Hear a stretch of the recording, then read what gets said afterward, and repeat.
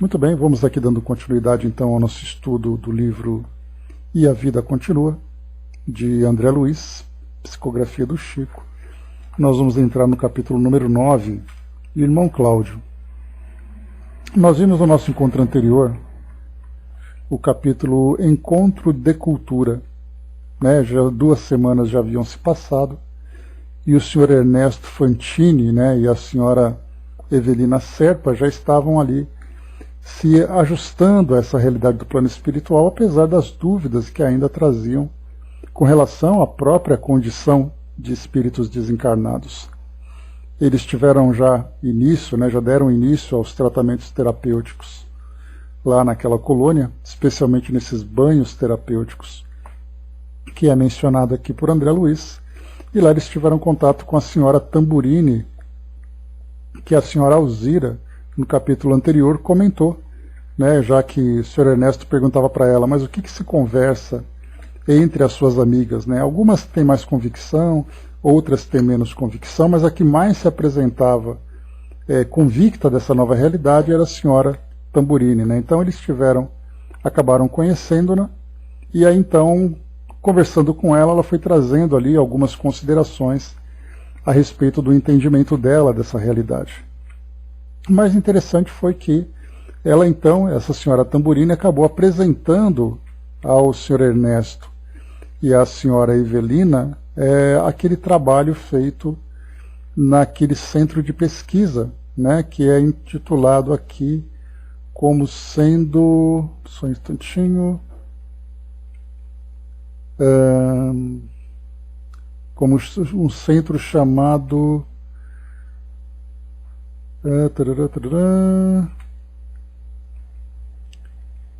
que aqui, eu não estou achando o nome, mas é um centro de pesquisas, está aqui um centro de um encontro de cultura espiritual que teria numa das instituições, bom dia André, que teria numa dessas instituições, e ali então eles estariam reunidos para novas instruções a respeito desses temas tão intrigantes para eles.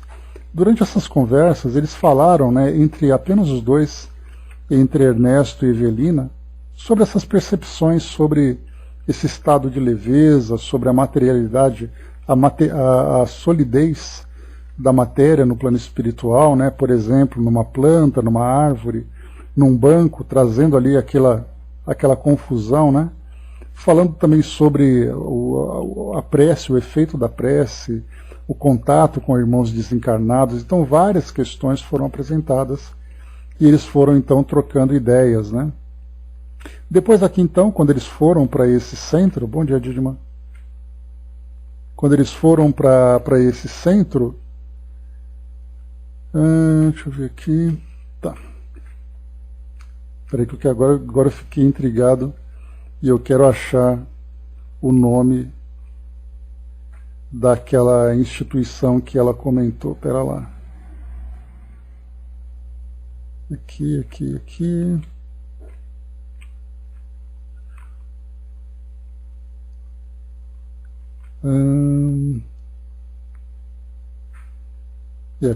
achei.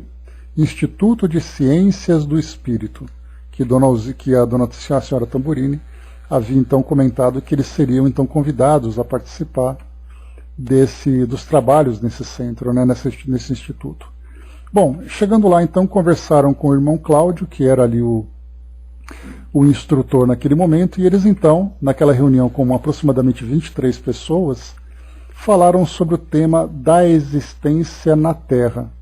Então eles começaram a trocar ideias, que era muito mais ali uma troca de ideias do que uma exposição, sobre o sentido de estar encarnado, por que estar encarnado.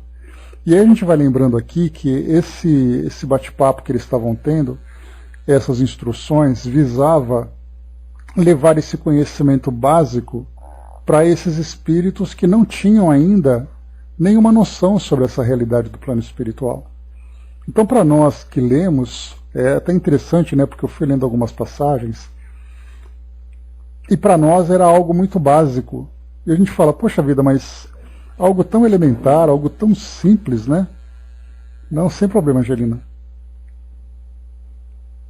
Pois é. Amanhã nós não teremos estudos, tá? Então, é algo tão básico, né, que esses espíritos estão assimilando, que a gente até fica meio surpreso. Como pode eles não terem esse entendimento básico sobre tudo isso?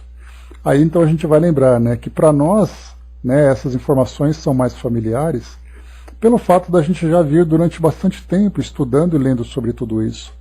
Mas, por exemplo, quando os livros de André Luiz foram publicados, o público que teve contato com essas informações foi o público, a princípio, o público aqui no Brasil.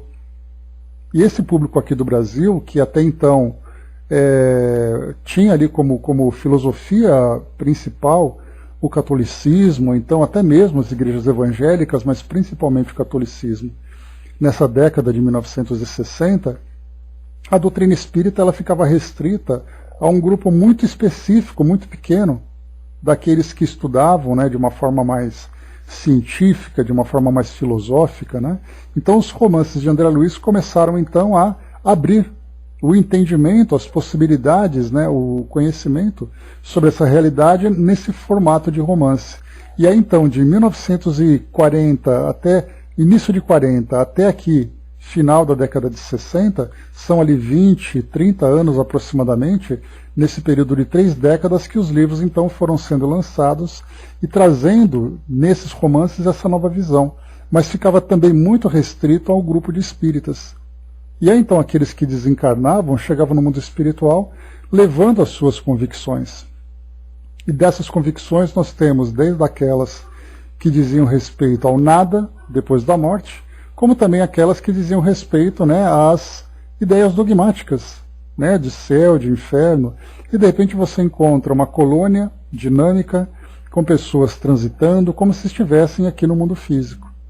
Lembrando que essa visão, essa percepção, era exatamente pelo fato dessa colônia estar muito mais próxima do mundo físico e, portanto, apresentando características que fizessem com que os espíritos recém-chegados se sentissem familiarizados com aquele ambiente e depois gradualmente passariam então a receber esclarecimentos.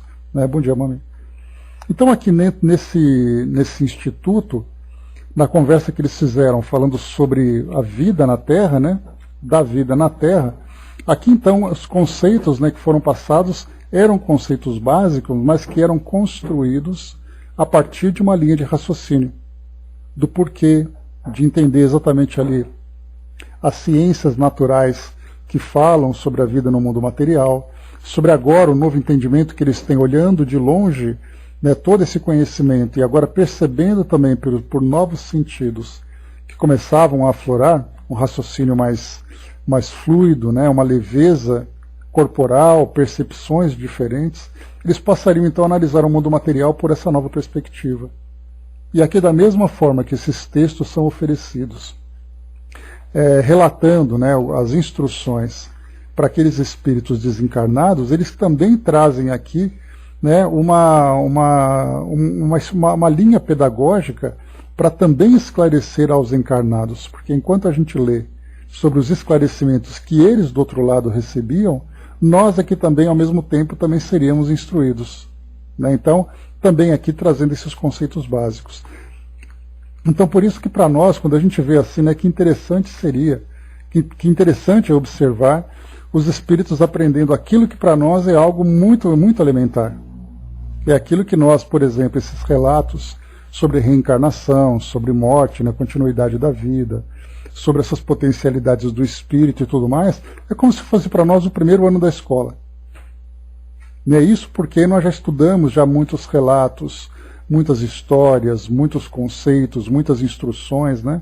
Então, na verdade, os livros de André Luiz vêm para nós agora como algo que nos traz uma ilustração de todos esses conceitos, ou seja, nós vemos então na prática tudo aquilo que nós aprendemos em termos de instrução, em termos de teoria.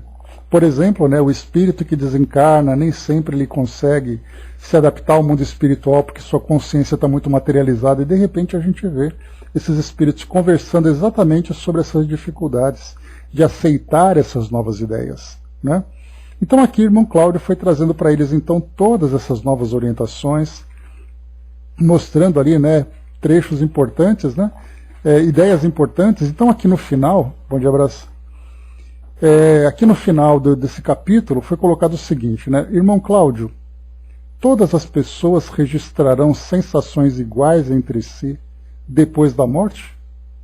E ele responde, não, cada qual de nós é um mundo por si, e em razão disso, cada individualidade, após largar o corpo físico, encontrará emoções, lugares, pessoas, afinidades e oportunidades, conforme desempenhou o ofício, ou melhor, os deveres que lhe competiam durante a existência na Terra. Ninguém pode conhecer o que não estuda, nem reter qualidades que não adquiriu. Então vai mostrando ali então todas, né, essas variedades, né, essa diversidade de percepção de cada indivíduo de acordo com aquilo que ele viveu no mundo físico, de acordo com aquilo que ele aprendeu. Cláudio entreteceu ainda apontamentos ricos de beleza e lógica, e ao término da brilhante tertúlia, Ernesto e Evelina estavam reconfortados e felizes, ao modo de sedentos de valores da alma, depois de se abeberarem numa fonte de luz. Então os dois aqui, as nossas duas personagens, Ernesto e Evelina, até aceitaram essa linha de raciocínio, mas enquanto a razão trazia para eles uma nova visão sobre essa realidade que eles viviam, as percepções traziam outras. Por exemplo, se eu morri, como é que eu estou com o meu corpo físico? Como é que pode existir esse hospital? Como é que eu posso encontrar essa pessoa, no caso aqui Dona Evelina e Sr. Ernesto, né, que se conheceram no mundo físico e agora voltam a se reencontrar? Se conheceram quando encarnado e agora se reconhecem como desencarnados. Quer dizer, a morte então praticamente não existe. Foi apenas ali uma mudança de ambiente. E isso acaba sendo muito difícil, porque a ideia de morte que nós temos, ela é fundamentada numa educação espiritual que nós tivemos durante muito tempo. Então nós construímos uma imagem, nós construímos uma ideia. Então a morte, o mundo espiritual, o paraíso, aquela coisa toda, e de repente você está do outro lado e não vê mudança significativa nenhuma. A não ser alguns sinais que mostram alguma diferença, mas isso não é o suficiente para trazer esse convencimento. Né? Então aqui nós terminamos esse nosso capítulo número 8, e vamos agora entrar no capítulo número 9, esse novo capítulo para o nosso estudo. Bom dia, Gilda, bom dia, Sandra, bom dia, embaixador.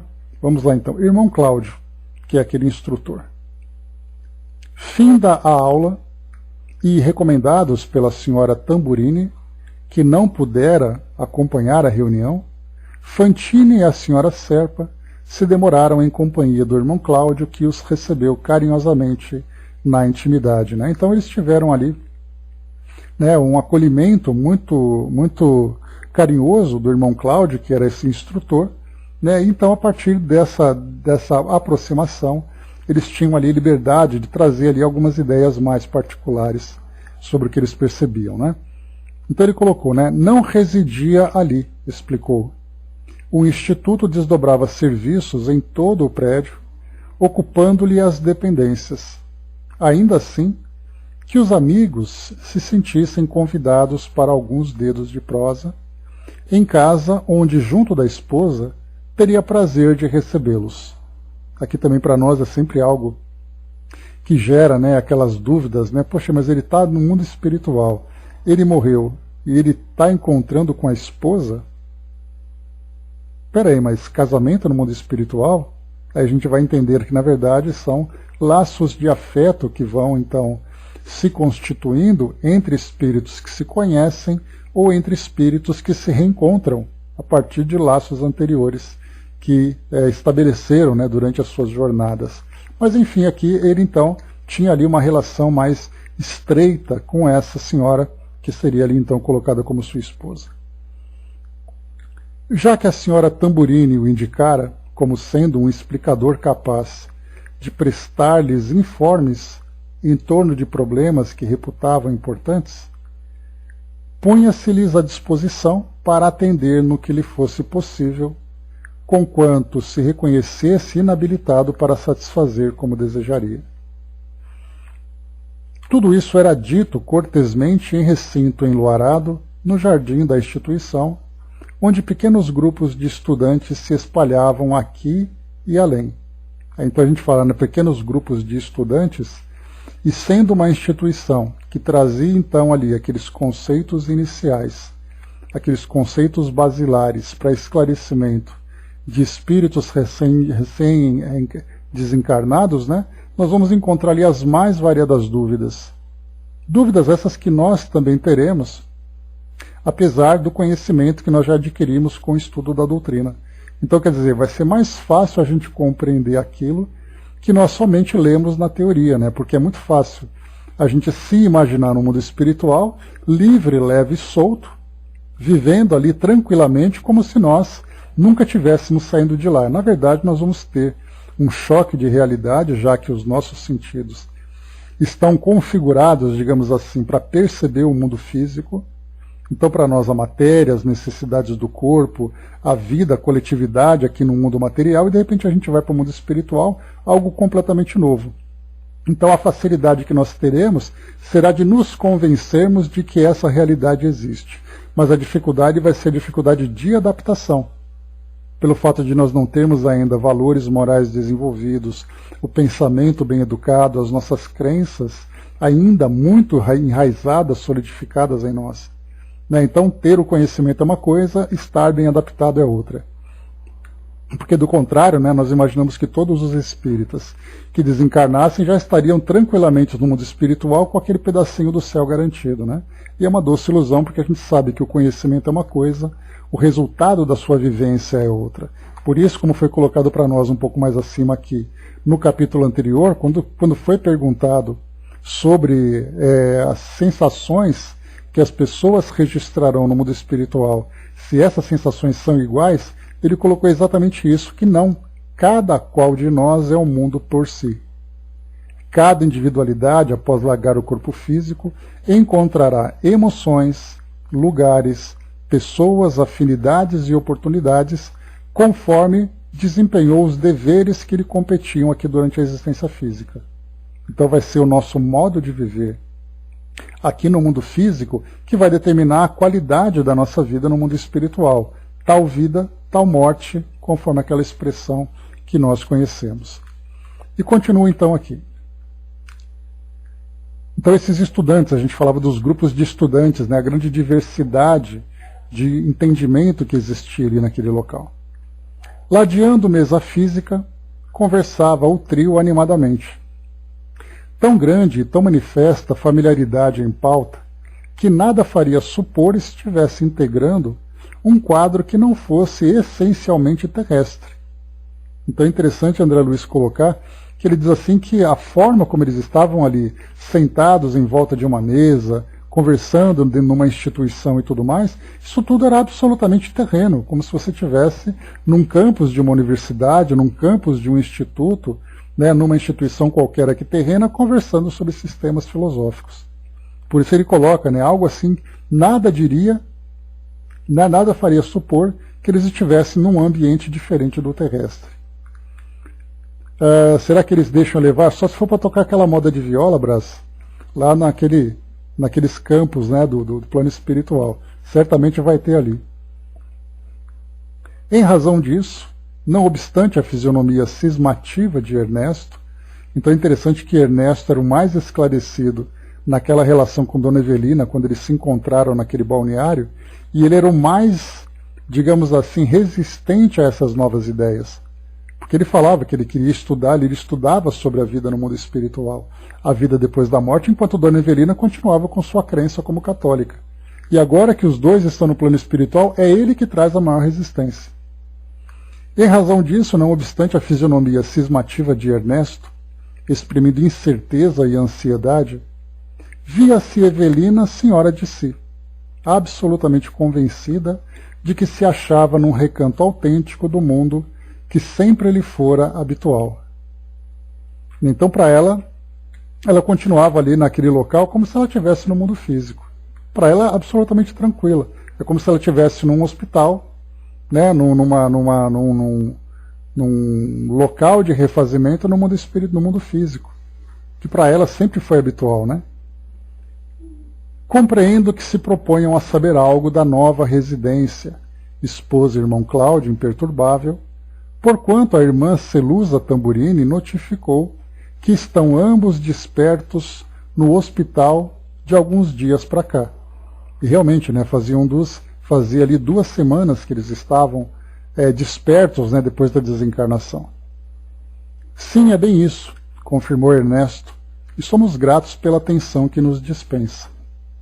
Professor, interveio a senhora Serpa confiante, são tantos os comentários absurdos que já ouvimos em nossos poucos dias de contato com o novo meio, que de minha parte estimaria estar informada se dispomos da liberdade de perguntar ao senhor tudo o que nos causa espécie.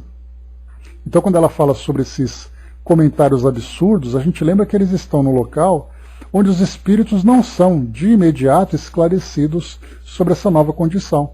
Então, as suposições, as dúvidas, as supostas certezas, né, vão surgindo da forma mais absurda, da mesma forma que nós, do lado de cá, construímos uma imagem do mundo espiritual, cada um na sua religião, na sua cultura, olhando para o lado de lá.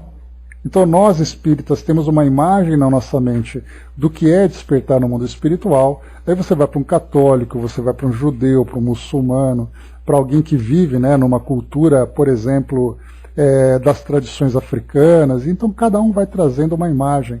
E dessas imagens surgem aquelas que trazem mais lógica, tem aquelas que trazem um aspecto mais romântico e tem aquelas que trazem ali os conceitos mais absurdos.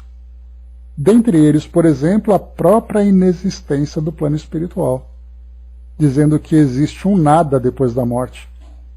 Então, assim como nós daqui fazemos uma ideia do plano espiritual, de acordo com os elementos que nós vamos absorvendo nas instruções, na educação que nós recebemos, do lado de lá também aqueles mesmos que estão no plano espiritual, sem terem ali referências e informações, também constroem as próprias hipóteses. E dessas hipóteses são aquelas que são as mais absurdas. E dentro da percepção dessas absurdas é a ideia de que eles estão mortos. Olha que interessante, né? Então ele perguntou se eles poderiam tirar todas as dúvidas. Claramente. Indaguem tudo, embora não me veja capaz de a tudo responder. Convocado a exprimir-se pelo olhar percussiente do amigo, volveu Ernesto a palavra. Então ali o irmão Cláudio deu aquela deixa, né, de olhar assim, pois não, falem o que vocês quiserem. E aí então o irmão Ernesto, aqui, né, o senhor Ernesto já tomou a iniciativa. Evelina, quanto me ocorre, tenho o espírito dominado por uma questão capital. Aqui no caso, né, isso lhe parecerá talvez uma criancice de doentes mentais, que às vezes temos ambos a impressão de ser, mas temos escutado em circunstâncias diversas a afirmativa de que somos mortos em recuperação num ambiente que não mais pertence aos homens de carne e osso. A princípio, rimo-nos francamente, categorizando isso à conta de grossa tolice. Entretanto, as opiniões se avolumam. A própria senhora Tamburini está certa de que já cruzamos as fronteiras da morte, como quem vara uma noite de sono. Que nos diz a isso, professor? Irmão Cláudio esboçou significativa expressão facial, em que a admiração se misturava à piedade e obtemperou sem cerimônia. Estarão vocês em condições de acreditar em minha palavra, se lhes ratificar a notícia de que respiramos em plena esfera espiritual? Ou seja, né, se eu disser que realmente vocês morreram, vocês vão acreditar em mim? Mas, professor, exclamou Evelina lívida, né, pálida. Entendo, certificou ele sorrindo. A senhora, muito mais que o nosso irmão Ernesto, opõe firme recusa mental à verdade, à vista de suas convicções religiosas, louváveis, mas provisórias, convicções que jazem solidamente estruturadas em seu espírito.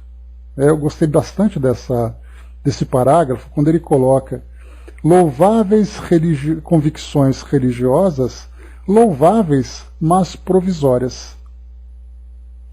Eu assisti a um documentário que falava sobre tesouros da humanidade.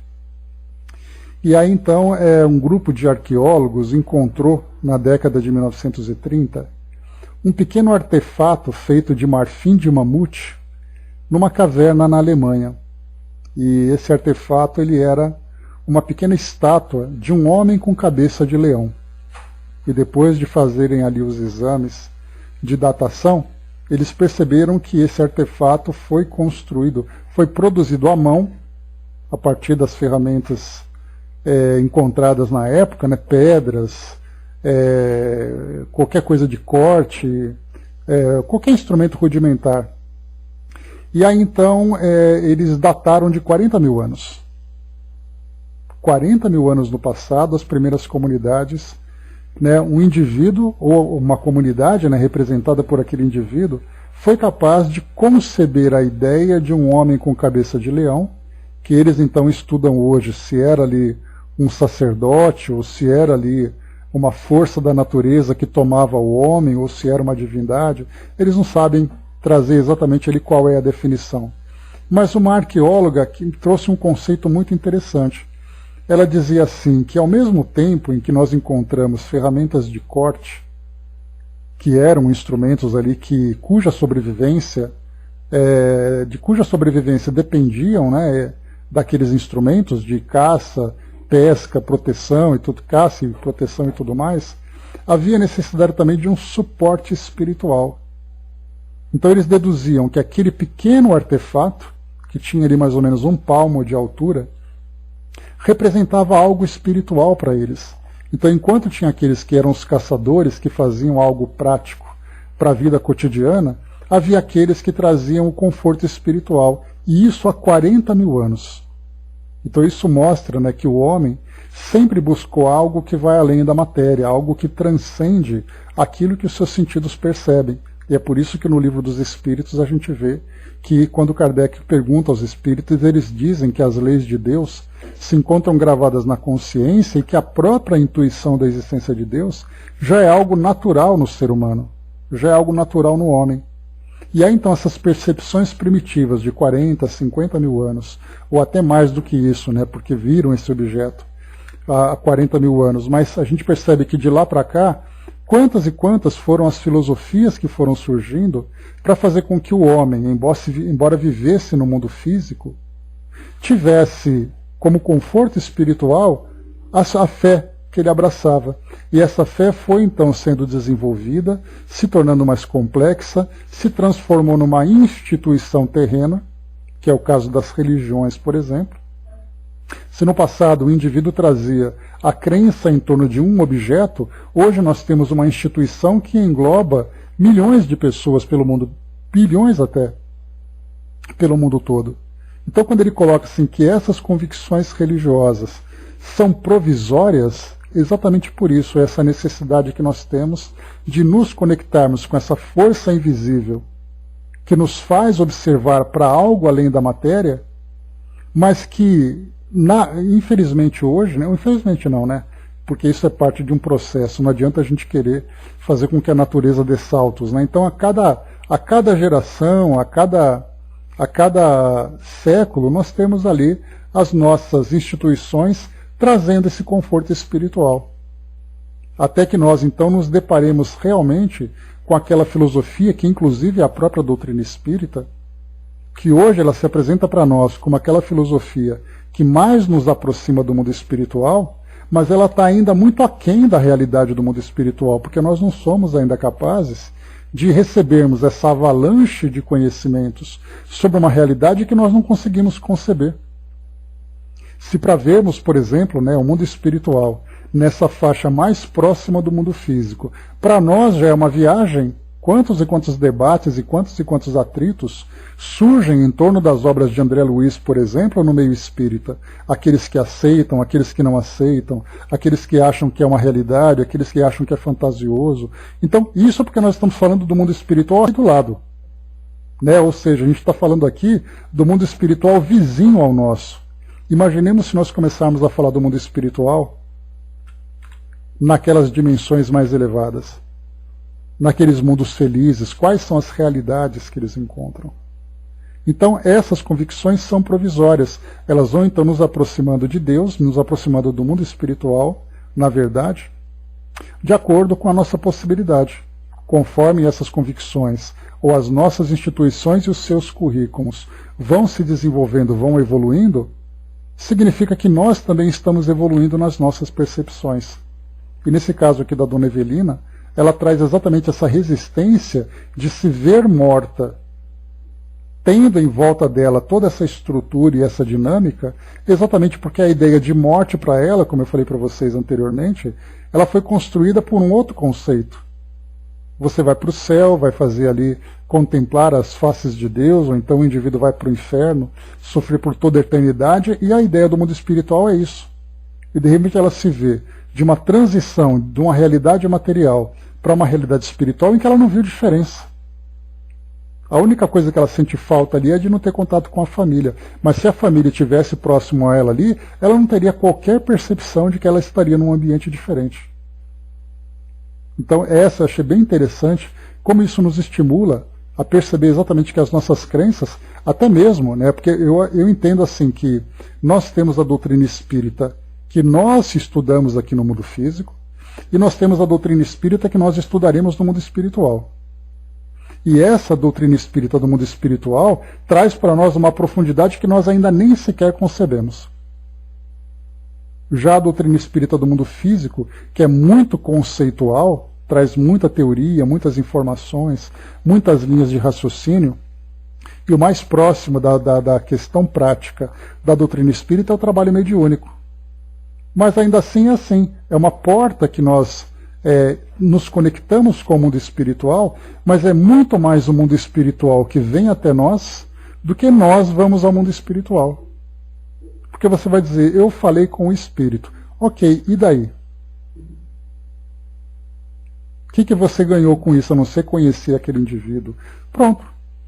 O que você aprendeu de fato sobre o mundo espiritual? Nada, a não ser ter contato com aquela pessoa e perceber que é possível ter esse tipo de comunicação.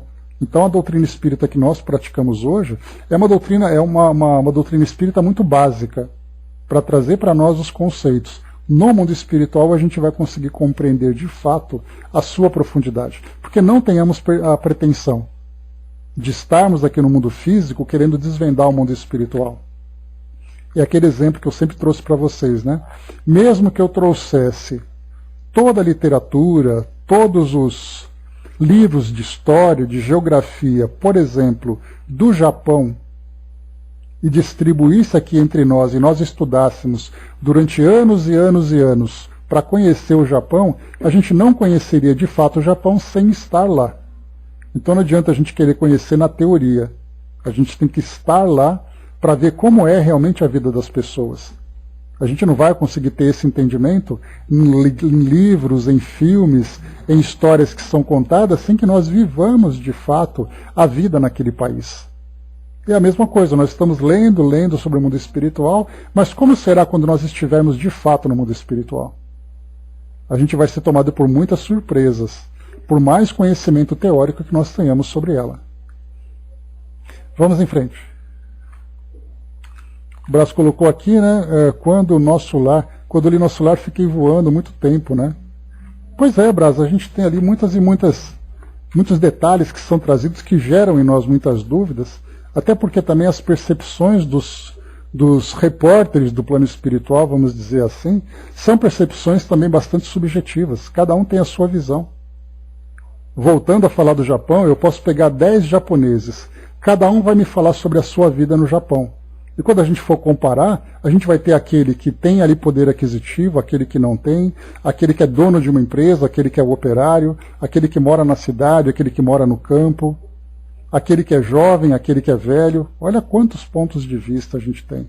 E cada um vai trazer o Japão por um ponto de vista. O que a gente vai conseguir fazer é tentar montar esse mosaico de visões para ver qual é a imagem real do Japão que a gente vai ter. No mundo espiritual não é diferente. Mas continua. Então ele falava sobre a dificuldade que Dona Evelina tinha de assimilar essa realidade. Apesar de tudo, porém, tenho a obrigação de assegurar-lhes que não mais pisamos na terra que nos era comum, e sim um departamento da vida espiritual. E ela Meu Deus, como pode ser isso? Irmã Evelina, trabalhe com a própria mente. Se não abordássemos a crosta planetária pelo regaço materno, ou seja, né, se não chegássemos ao mundo físico através da reencarnação, através da gestação e tudo mais, com o período da infância, logo após, constrangendo-nos a longos serviços de readaptação, não seria a mesma coisa? Ou seja, né, para que nós nos adaptemos aqui ao mundo físico, você reencarna, você se desenvolve como bebê, como criança, como pré-adolescente, adolescente, jovem, adulto, e você vai assimilando essa cultura. É muito diferente, mais uma vez, se nós formos para o Japão, estou pegando o Japão porque é o lugar mais distante para nós aqui, tá? Mas poderia ser qualquer outro lugar. Eu indo para o Japão agora, eu vou ter uma percepção. Eu nascer no Japão e passar a minha vida dentro daquela cultura é muito diferente. Então a mesma coisa acontece também no mundo físico. Você vai para o mundo físico, você nasce, se desenvolve, aprende, percebe e aquilo se torna a sua realidade. Aqui é a mesma coisa. Então para ela é um choque estar no mundo espiritual, trazendo ainda a visão do mundo material, mas demora tempo para ela se adaptar. Então ele coloca assim, mas a Terra eu conheço. Quer dizer, para ela a Terra é muito familiar, mas o mundo espiritual não. E ele coloca, por engano, classificamos a paisagem terrestre e os pertences que lhe dizem respeito, submetidos aos conceitos de quantos estiveram nela antes de nós, ocorrendo análogas circunstâncias no ambiente a que nos acolhemos agora, e onde contamos com geólogos e geógrafos eméritos. Na realidade, porém, tanto lá como aqui, conhecemos na essência muito pouco acerca do meio em que vivemos. Em suma, analisamos e reanalisamos coisas e princípios que já encontramos feitos. Ou seja, você vai para o mundo espiritual, tudo aquilo que você recebe em termos de cultura, de instrução, depende daqueles que vieram antes, que foram construindo esses conceitos. No mundo espiritual, quando você chega, você assimila aquilo que já é passado, que é passado para nós, mas que já foi construído por outras pessoas. Então, é muito difícil a gente sair de uma realidade e entrar em outra. E ela coloca ainda, entretanto, no mundo como entendemos o mundo, guardamos a certeza de permanecer sobre bases sólidas da matéria. Ou melhor, sobre bases de matéria sólida. Irmã Evelina, quem lhe disse que não moramos lá, na arena terrestre, detidos igualmente num certo grau da escala de impressão do nosso espírito eterno? Qualquer aprendiz de ciência elementar no planeta não desconhece que a chamada matéria densa não é senão energia radiante condensada.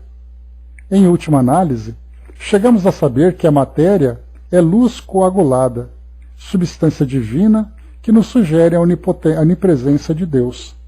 Então o que ela coloca que a gente vive com bases de matéria sólida, ele coloca, mas espera aí, essa matéria sólida, como nós já aprendemos na química, nada mais é do que átomos que vão se juntando e pela força de atração desses átomos, a gente percebe uma solidez.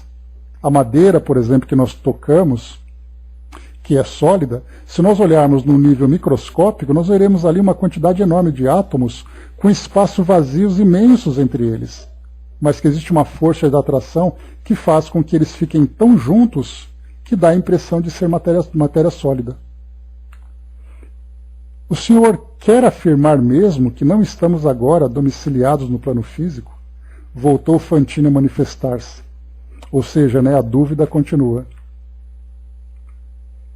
Chame-se a este mundo em que existimos neste momento outra vida, outro lado, região extrafísica ou esfera do espírito. Estamos num centro de atividade tão material quanto aquele em que se movimentam os homens, nossos irmãos ainda encarnados, condicionados ao tipo de impressões que ainda lhes governam, quase que de todo, os recursos sensoriais. O mundo terrestre é aquilo o que o pensamento do homem faz dele. Aqui é a mesma coisa. A matéria se resume à energia. Cai lá, o que se vê é a projeção temporária de nossas criações mentais. Então aqui também tem uma ideia muito interessante de ser abordada, que nós analisamos o mundo físico de acordo com os nossos sentidos. E o nosso sentido sendo materializado, nós veremos o mundo espiritual como sendo uma realidade. Só que no mundo espiritual, de acordo com a percepção do espírito, ele também vai se deparar com uma realidade muito parecida com aquele que ele acredita. Por isso, então, essas esferas, que são muito próximas do plano físico, trazem todas as características do mundo material, porque é exatamente aquilo. É uma projeção temporária de nossas criações mentais, como explica aqui o irmão Cláudio. Agora a gente pensa, por exemplo, vamos subir para a esfera dos espíritos felizes. Quais são as projeções mentais que eles têm lá? O que eles se deparam em termos de elementos? São espíritos que já não reencarnam mais, portanto, seus perispíritos são muito sutis. O ambiente à sua volta é uma representação dessas criações mentais que eles projetam, mas estando desmaterializado, nós teremos ali ambientes também desmaterializados, onde nós teremos energias, sons e fluidos, e sabe-se lá mais o que nós nem sequer compreendemos, porque os espíritos dizem para nós que existem 3 elementos no universo: Deus, Espírito e Matéria. Deus para nós é inconcebível. Por mais que nós entendamos a primeira questão do Livro dos Espíritos, falando que Deus é a inteligência suprema, a causa primária de todas as coisas, para nós a ideia de Deus está absolutamente distante da nossa percepção. Por isso que ele não passa de um elemento de crença. Todo mundo acredita em Deus, mas todo mundo vive como se Deus não existisse. Quando nós falamos os 2 elementos que complementam essa tríade, né, o espírito e a matéria, a ideia de espírito para nós, pois é, André, a gente sabe que Deus existe, a gente compreende aquilo que Kardec trouxe para nós sobre a perfeição absoluta, a onipotência, a onipresença, a onisciência, tudo mais, mas para nós não passam de palavras, né? Porque a nossa capacidade intelectual, mental, não é capaz ainda de chegar a tanto. Então a gente consegue entendê-lo como referência, mas não consegue sequer perceber a sua natureza. Mas quando a gente fala sobre espírito e matéria, que são os outros 2, o que nós entendemos como espíritos? Nós. Pois é, embaixador, mas pelo fato de nós termos ainda muitas ideias equivocadas, há aqueles que preferem não acreditar. Não por não acreditar em Deus, mas por não acreditar nas instituições que falam sobre Deus. Por exemplo, eu tenho tanta raiva daquela religião que eu não quero saber nada dela. Só que ela fala de Deus, ela fala sobre o mundo espiritual. Como eu não gosto dela, não me interessa saber o que ela tem. Então é assim que acontece, né? Voltando para o Japão, por exemplo, né? Vem um japonês para contar para você sobre o Japão, mas você não vai com a cara dele. Então você fala assim, nem me fala de onde você veio que não me interessa. Quer dizer, o fato de você não se interessar não quer dizer que aquele país, com toda a sua história, com toda a sua cultura, exista. É você que não quer saber. Então é a mesma coisa que acontece quando a gente acaba tendo essa antipatia pelas religiões, do modo como elas são apresentadas, e a gente acaba negando toda a ideia do mundo espiritual e a nossa realidade espiritual, pelo fato de nós não gostarmos das filosofias. Mas independente das filosofias, o mundo espiritual, Deus e toda a criação vão continuar existindo, independente de acreditarmos ou não, né? Então o que ele coloca para nós é exatamente isso, né? Que no mundo espiritual também é assim. Então quando a gente fala sobre espírito e matéria, que são os outros 2 elementos, como eu dizia para vocês, a ideia de espírito que a gente tem somos nós mesmos. Quer dizer, se nós somos uma referência de espíritos, nós ignoramos completamente todos os demais espíritos que vão numa dimensão muito além da nossa.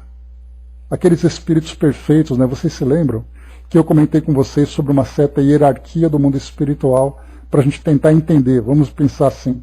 Por exemplo, nós somos espíritos encarnados e também ali somos espíritos, né? Temos os nossos irmãos desencarnados na nossa mesma condição de entendimento.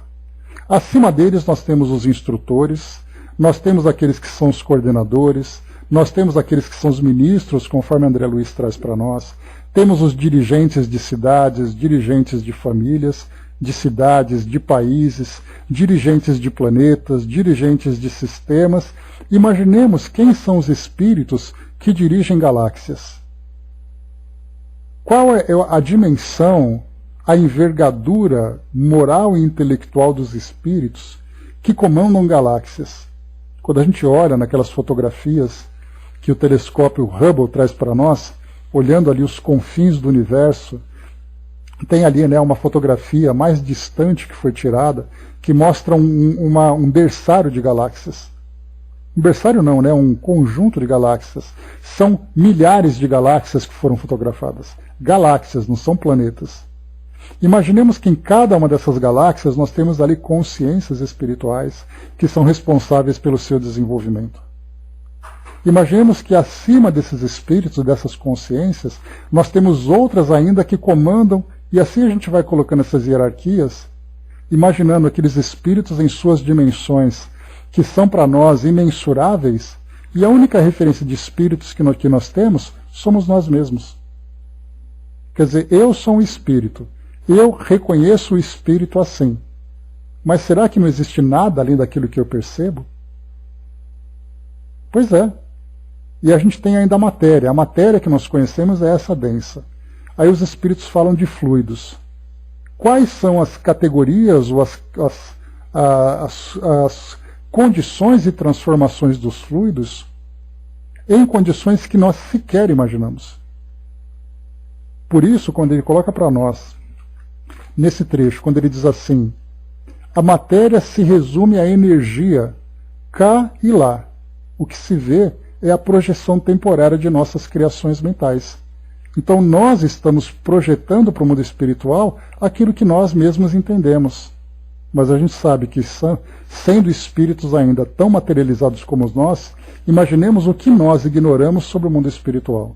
E até mesmo aqueles que estão no mundo espiritual, a única realidade que eles percebem é a realidade que está à sua volta, que é ainda muito próxima aqui do mundo físico. Mas e aquela realidade que vai dimensões e dimensões e dimensões acima daquela? Então tudo depende de quem? Dos espíritos que estão adaptados e são viventes nessas condições. São eles que conseguem perceber essa realidade, enquanto nós percebemos a nossa realidade aqui. Então, ao morrer, qual a novidade em torno disso? Qual o maior interesse em nos reconhecermos redivivos? Quer dizer, se estarmos mortos não muda muita coisa pelas nossas percepções, qual a vantagem, qual a novidade em saber que estamos mortos? Ele responde, as incógnitas da vida exterior, com os desafios delas resultantes, são as mesmas. Entretanto, se a criatura aspira efetivamente a realizar uma tomada de contas, encontra neste novo mundo surpresas muito fascinantes no estudo e redescoberta de si mesma. Somos, cada um de nós, um astro de inteligência a perquirir e aperfeiçoar por nós próprios. Então, na verdade, o mundo exterior de cada espírito, independente da sua condição, é aquilo que ele vive, aquilo que ele aspira. Mas se ele desejar realmente, aquilo que ele acredita, né? Mas se ele desejar realmente conhecer essa realidade, na verdade ele cresce interiormente sem se dar conta, porque ele cresce moralmente, ele cresce intelectualmente. Então, o espírito independente, isso traz para nós aquele entendimento. Não importa se eu estou no mundo físico, não importa se eu estou no mundo espiritual, o que importa é eu, como espírito, aproveitando cada um desses ambientes onde eu me desenvolvo. Porque isso mostra, não importa se eu estou encarnado ou encarnado, o que importa é como eu vivo onde eu estou. Se eu sou um espírito encarnado, estagnado, e eu vou para o mundo espiritual, eu continuo estagnado, eu mudei de ambiente, mas como espírito eu continuo o mesmo. Agora, se eu sou um espírito que deseja crescer no ambiente físico, a partir do trabalho, a partir do estudo, a partir das realizações, quando eu vou para o mundo espiritual, eu continuo trabalhando, estudando e buscando as minhas realizações. Então, a reencarnação, o que ela nos proporciona é um ambiente diferente para desenvolvermos potências diferentes. E o mundo espiritual é a mesma coisa, é um ambiente diferente que nos permite desenvolver outras potencialidades. Cada ambiente me traz ali uma condição diferente, uma oportunidade diferente. Mas se o espírito não busca esse desenvolvimento, ele não aspira esse crescimento, ele continuará estagnado. Porque é o que diz para nós aqui novamente, olha só. As incógnitas da vida exterior, com os desafios delas resultantes, são as mesmas. Então, desafios para encarnados, desafios para encarnados. Entretanto, se a criatura aspira efetivamente a realizar uma tomada de contas, encontra neste novo mundo surpresas muito fascinantes no estudo e redescoberta desse mesmo. Somos, cada um de nós, um astro de inteligência a perquirir e aperfeiçoar por nós próprios, pelas nossas próprias iniciativas. Bom dia, Dudu. Ernesto sustentou o interrogatório. Todos os mortos estarão em todos os lugares da Terra em condições idênticas às nossas? Essa pergunta já foi respondida lá em cima no capítulo anterior, quando falou que cada indivíduo é um próprio universo, né? É um universo por si, e ele vai ali construir aquela realidade de acordo com as aquisições. Então, perguntou mais uma vez, todos estarão em todos os lugares na Terra em condições idênticas às nossas? As nossas neles nesse caso aí, né? Espíritos ainda aprendendo sobre essa realidade, espíritos ainda tendo essa ideia de que o mundo espiritual é muito diferente daquilo que eles encontraram. A resposta que ele deu, impossível. Revejamos superficialmente a humanidade encarnada em si e perceberemos algo do assunto.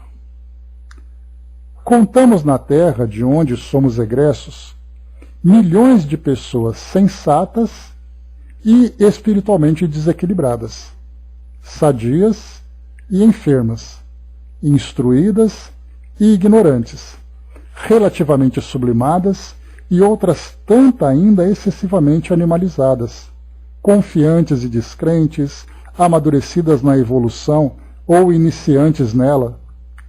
Impossível categorizá-las depois da morte, segundo um critério exclusivo,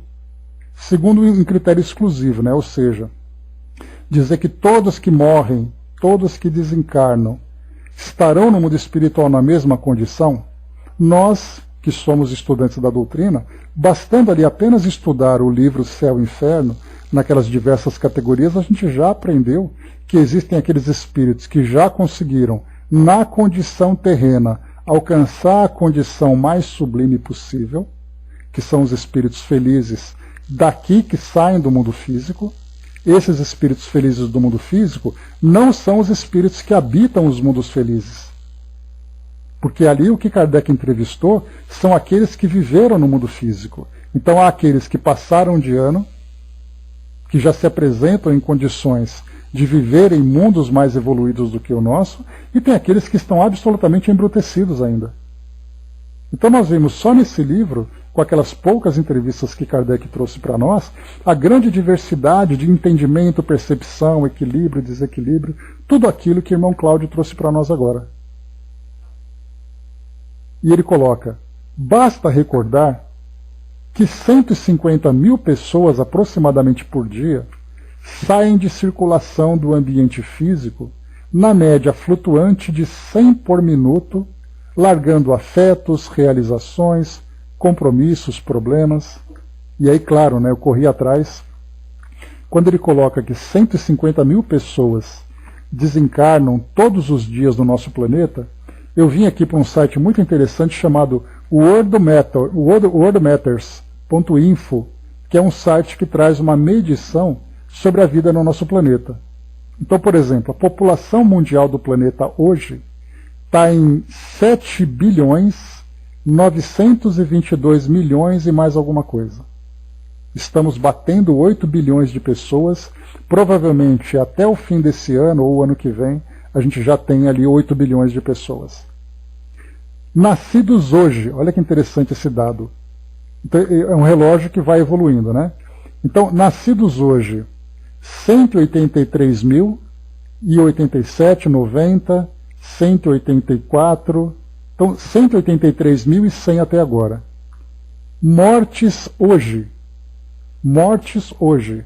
76.889, 76.896, 76.900, 76.910. Então a gente está avançando em 76 mil.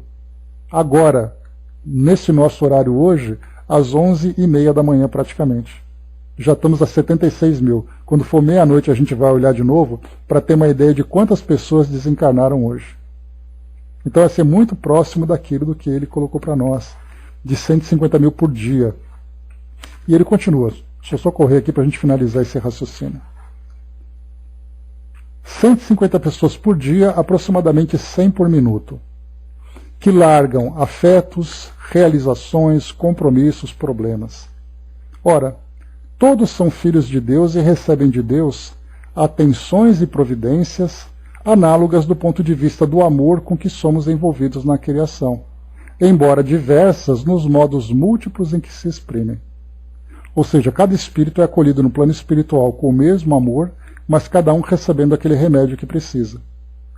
Razoável reconhecer que por muitos se enfeitem externamente com as honrarias que lhes são prestadas pelos entes queridos quando se despedem do mundo, ou seja, os sepultamentos com todas aquelas pompas e circunstâncias, com todos aqueles adereços e monumentos e tudo mais, apesar de tudo isso, os homens, quaisquer que sejam, chegam aqui como são.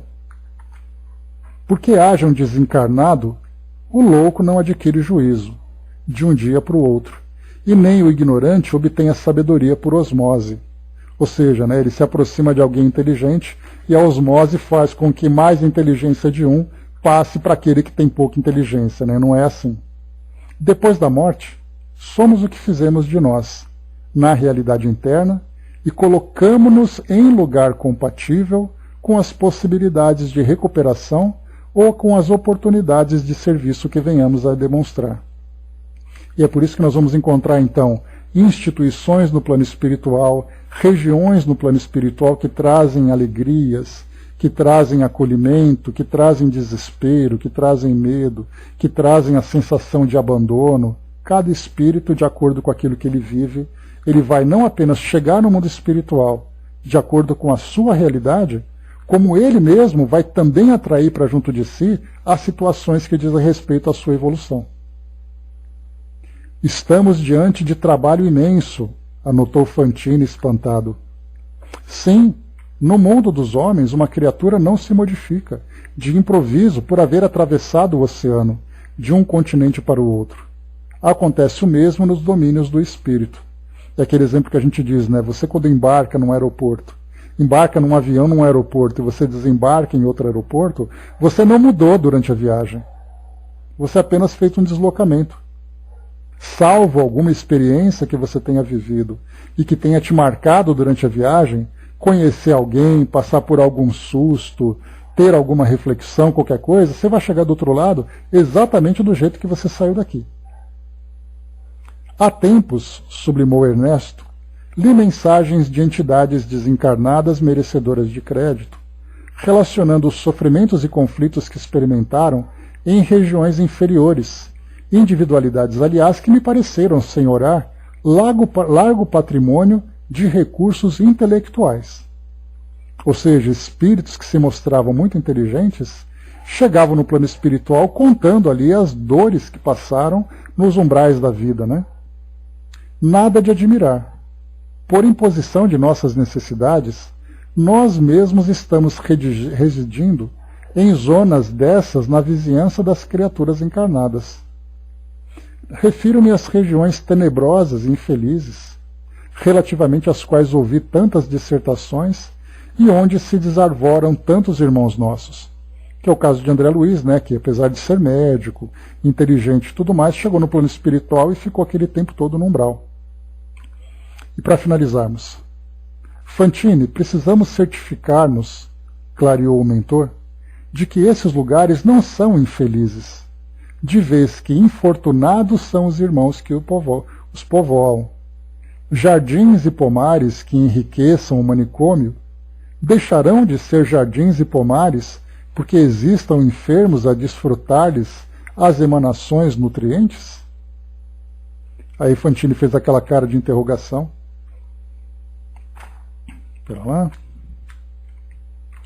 E ele então conclui: pois é, meu caro, as áreas do espaço, às vezes enormes, ocupadas por legiões de criaturas padecentes ou desequilibradas, estão circunscritas e policiadas, por maiores que sejam, funcionando à maneira de sítios terrestres, utilizados por grandes instituições para a recuperação dos enfermos da mente. Você não ignora que existem doentes da alma, consumindo larga faixa da existência nos hospícios acolhedores da terra. Isso acontece aqui também. Ladeando o nosso vilarejo, temos vasto território, empregado no asilo a irmãos desajustados aos milhares, mantidos e vigiados por muitas organizações de beneficência que trabalham no socorro fraternal. Então a gente para por aqui, mas aqui ele quis dizer que no plano espiritual, esses locais que parecem grandes desertos, né? Esses locais que parecem lugares abandonados por espíritos e tomados por espíritos absolutamente desequilibrados, dá a impressão de que eles estão soltos. Na verdade, até esses locais são tutelados, como foi o caso dos umbrais que André Luiz descreveu para nós, que estava, na verdade, ali sendo acompanhado pelos tutores de nosso lar. Assim como outras colônias que nós também acompanhamos, que nós vimos, né, que pareciam lugares assim, terra de ninguém, e que na verdade estavam ali sob a jurisdição de determinadas instituições que apenas deixavam aquele ambiente como educandário para esses espíritos ainda endurecidos. Assim como André Luiz no início se apresentou desequilibrado, mas no momento em que ele apresentou aquela nova condição, ele foi acolhido por aquela instituição. Então esses lugares servem, na verdade, nessas faixas vibratórias inferiores, servem como reformatórios, vamos chamar assim, para que os espíritos que ali estão contidos, porém observados e acompanhados, policiados, possam passar por esse processo de transformação para que possam realmente depois serem acolhidos. Angelina colocou, né, no capítulo Bem-aventurados os pobres de espíritos, dá exemplos, né? Os que foram pequenos, bem pequenos ao morrer, levam a verdadeira grandeza de não se perder. Virtudes, a compaixão, a caridade e o amor.